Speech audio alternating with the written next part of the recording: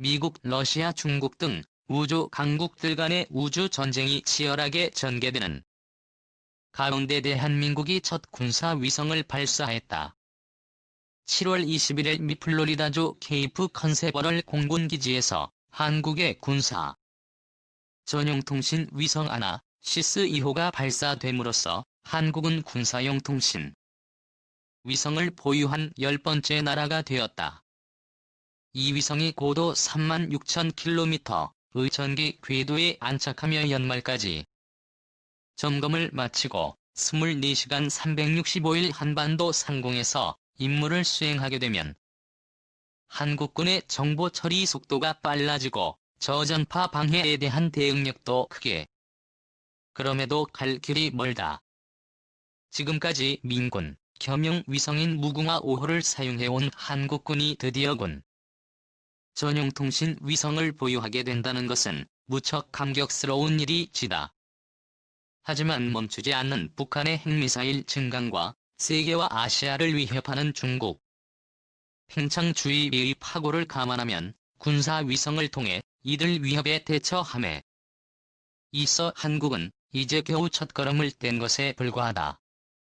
강대국들 간 우주 경쟁이 치열해지면서 중국이 미국에게 정면으로 도전하고 중국은 2011년에 무인 우주 정거장 횡궁 1호를 발사하여 2016년까지 운영했고 2016년에는 유인 우주 정거장인 최인구 기호 발사하여 2019년까지 2019년에는 창어 3호를 인류 역사상 최초로 달 뒷면에 착륙시킴 으로서 세계를 놀라게 했다.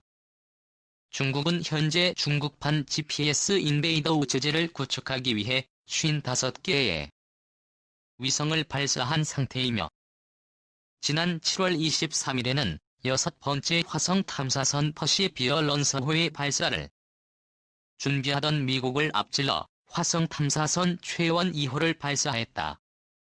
이렇듯 우주에서 미국을 따라잡기 위한 중국의 발걸음은 빨라지고 있으며 군사위성 분야에서의 경쟁은 더욱 뜨겁다. 군사위성에는 정찰위성, 조기경보위성, 측량위성, 군사통신위성, 항법 위성, 기상위성 등이 있다. 정찰위성은 적어도로 목적지 상공을 날며 사진을 찍어서 상대국의 군사 조기경보위성은 적군이 발사한 탄도미사일이나 핵실험을 조기에 탐지하고 관측위성은 미사일의 목표를 선정하거나 거리를 측정해주며 합법위성은 잠수함이나 항공기의 정확한 위치를 알려준다. 통신위성은 도처에 흩어져 있는 자국의 군사기지나 항공기와 통신 연락을 주고받는 데 사용된다. 유사시 다른 나라 위성을 파괴하기 위해 우주에 배치되는 위성도 있고 적국의 전파나 통신을 도청하는 보청기 성도 있다. 미국은 정찰위성, 통신위성, 조기경보위성, 관측위성 등을 망라한 140. 여기에 군사위성을 운영하는 최대 우주 강국이고 기술 면에서도 선두다. 100여기의 군사위성을 운영하는 러시아가 그 다음이지만 우주 굴기 외치면서 신흥 우주 강국으로 등장한 중국은 120여 개의 군사위성을 보유하여 수적으로는 러시아를 추월했다. 인도, 일본 등도 우주 강국의 반열에 들기 위해 발돋움을 하고 있다. 일본은 현재 9기의 정찰위성을 포함한 11기의 군사위성을 군사위성 중에서도 광학기계와 전파를 사용하여 목적지를 촬영하여 데이터를 전송하는 정찰위성은 군사위성에 꽂히며 핵심은 당연히 해상도. 미국이 1960년대에 사용했던 KH-1 위성은 해상도가 15m였지만 1970년대 사용된 KH-9 빅버드는 0.6m였고 최신형인 카72 아이콘은 8cm이다. 군사위성의 숫자가 늘어나고 성능이 향상됨에 따라 각국은 자신들의 감시하는 공중의 눈에 지극히 민감해지고 있으며 이에 따라 정찰성들을 파괴하는 수단도 덩달아 발전하고 있다. 지상이나 항공기에서 발사하는 위성 파괴 미사일들이 개발되고 있는데 특히 전투기에 실려 발사된 음요격 미사일은 적에도 스파이 위성에 치명적이다. 현재 정찰성 파괴 수단을 개발한 나라로는 미국, 러시아, 중국, 인도 등을 미국은 중국, 러시아, 북한, 이란 등을 자국 위성을 위협하는 세력으로 보고 이에 대처하기 위해 블랙잭 계획을 추진 중이다. 즉 2026년까지 1000km 이하의 적 외도 소형 스파이 위성 1000 여기로 거대한 글로벌 군사 위성망을 구축하여 탐지 추적 방법은 물론 적 위성 파괴 무기의 공격을 교란하여 자국의 위성을 보호하는 임무까지 수행하게 하겠다는 것이다. 미국은 2019년에 우주사령부 와우주군을 창설한 바 있다. 해는 지는데 갈 길은 멀다. 이 군사용 위성 발사 부분에서는 한국도 세계 10위권 이내의 소강국이다. 한국은 1992년부터 우리별 계열의 위성을 발사하는 데 이어 기상 및 해상 관측 위성 천리안 다목적 위성 아리랑겔 통신 위성인 무궁화 계열 그리고 과학 위성들을 발사해왔다.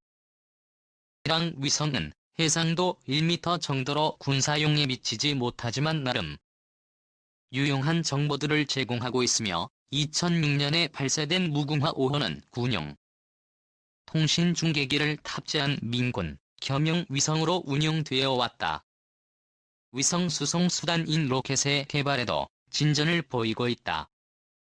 2000년대에 한국은 러시아와의 기술 제휴로 나로호 로켓을 개발했으나 지금은 최초의 국산 로켓이 될 누리호를 개발 중이다. 군사 위성 분야에서는 한국군이 2020년대 중반까지 총 5기의 정찰 위성을 운영한다는 계획을 추진 중이다. 그럼에도 한국의 군사 위성 능력은 한마디로 이모도원이다. 갈 길은 먼데 해는 서산으로 지고 있다. 한국은 이명박 박근혜 정부 동안 북핵에 대한 자구적 수단으로 한국형 세축체제 구축을 추진했었다.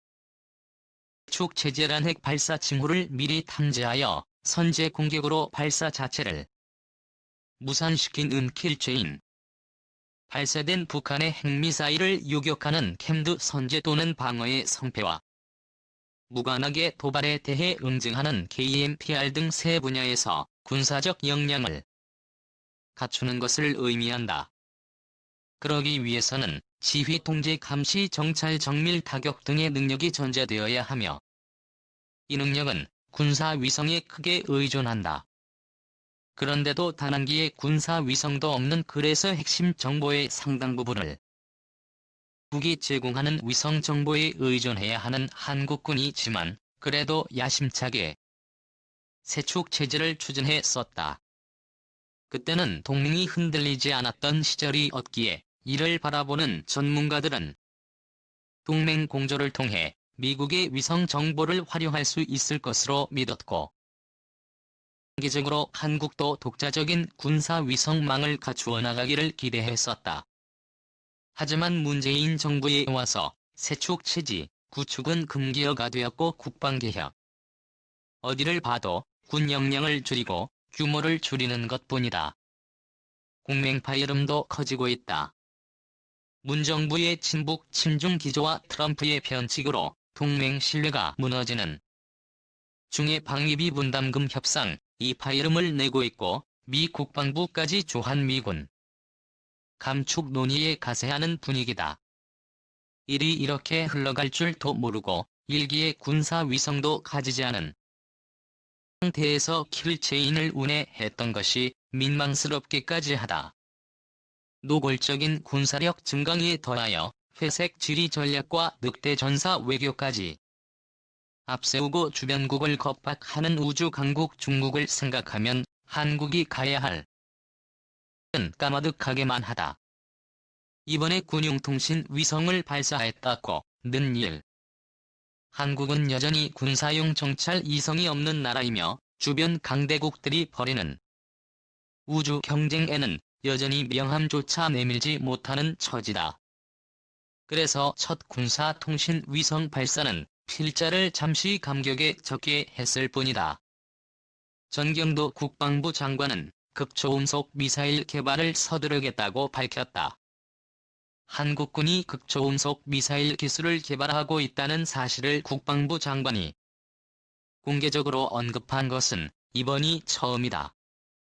정 장관은 5일 오후 대전 국방과학연구소 창설 50주년 기념식에 참석.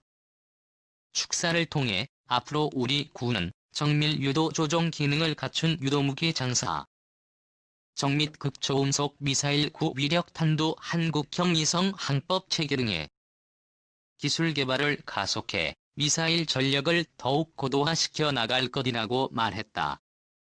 이는 미국, 중국, 러시아, 일본 등 한반도 주변국 2차 세대 무기로 극초음속 미사일을 개발하는 동향을 고려해 한국군의 대응 능력을 강화하겠다는 의지를 보여준 것이란 분석이 나온다. 정 장관은 최근 한반도의 평화를 지킬 수 있는 충분한 사거리와 세계 최대 수준의 탄도 중량을 갖춘 탄도미사일 개발에 성공했다고 밝혔다. 사거리 800km 탄도 중량이 톤의 현무사 미사일을 지칭한 것이다.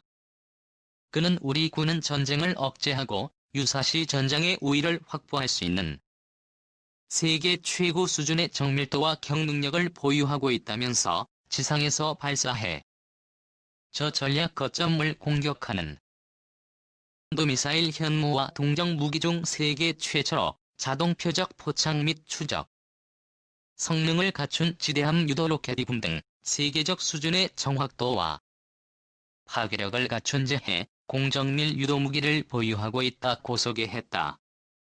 특정 장관은 우리 군은 하늘, 바다, 우주에서 작은 움직임도 놓치지 않고 군사 정보를 획득해 분석하는 정보 감시 정찰 능력을 획기적으로 강화해 나가고 있다면서 머지않아 우리도 독자적인 정찰 위성 보유국이 되어 우리 정보 감시 정찰 능력을 비약적으로 향상할 수 있다고 확신한다고.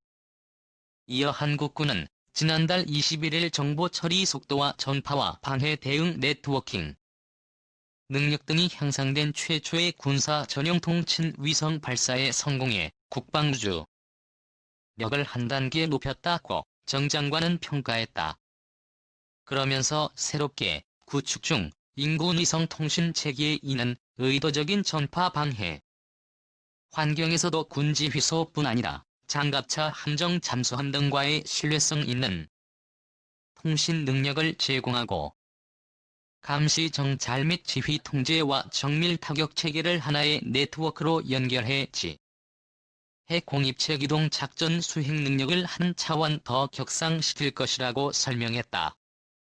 정 장관은 특히 신개념 유도무기, 스텔스 무인기, 고출력 레이저 무기 등 전장의 패러다임을 전환할 수 있는 새로운 무기체계 연구 개발에 매진해 4차 산업혁명 시대를 선도하는 첨단 국방과학기술 역량을 한층 강화해 주길 바란다고 당부했다. 그는 국방개혁 2.0의 일환으로 추진하는 국방과학연구소의 재구조화를 반드시 완성해 세계 제2육